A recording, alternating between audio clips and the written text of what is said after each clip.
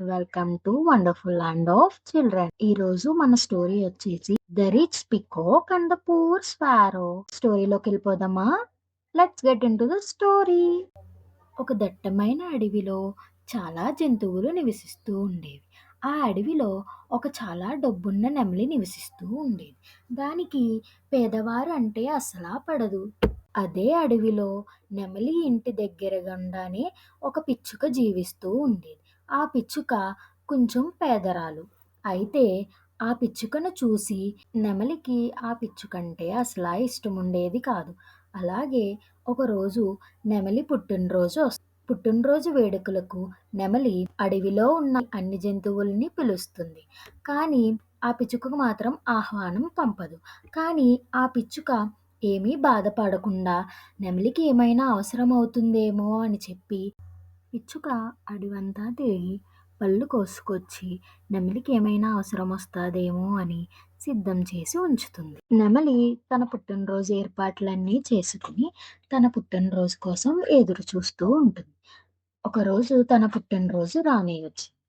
అలాగే అడవిలో ఉన్న జంతువులందరూ తన పుట్టినరోజుకి హాజరయ్యారు. నెమలి చాలా అందంగా అలంకరించుకుని తన పుట్టినరోజు వేడుకలలో పాల్గొంటుంది. నెమలి పుట్టినరోజు వేడుక చాలా బాగా జరుగుతూ ఉంటుంది. ఇంతలో ఆకాశం అంతా మబ్బులు కమ్మి బోరున వర్షం కురుస్తుంది. ఈ వర్షానికి నెమలి ఇల్లు కాస్త నీటిమయం అవుతుంది. అక్కడికొచ్చిన నెమలి మిత్రులందరూ అయ్యో ఎంత పని అయ్యిందే అని బాధపడుతూ ఉంటారు. ఇంతలో నెమలి ఇంటి పక్కనున్న పిచ్చుక నెమలి దగ్గరికి వచ్చి, నేను మీ అందరికీ ఆశ్రయం కలిగిస్తాను. నా ఇంటికి వచ్చి వర్షం తగ్గేదాకా ఉండి తర్వాత మీ ఇళ్ళకి తిరిగి వెళ్ళండి అని అంటుంది. అప్పుడు నెమలి చాలాసేపు ఆలోచించి సరే అంటుంది. నెమలి ఇంటికి వచ్చిన నెమలి మిత్రులందరూ పిచ్చుక ఇంటికెళ్ళి సేద తీరుతూ ఉంటారు.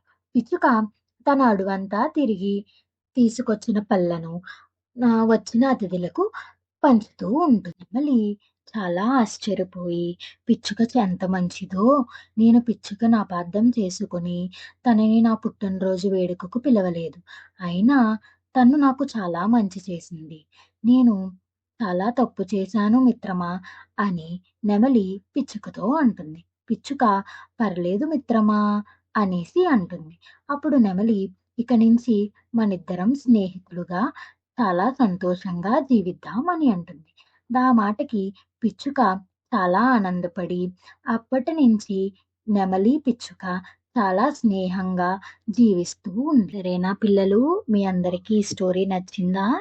నచ్చితే like, share, subscribe and comment చేయండి. మరిన్ని స్టోరీస్ కోసం మీకు ఏ స్టోరీ కావాలంటే ఆ స్టోరీని కామెంట్ చేయండి. బాయ్.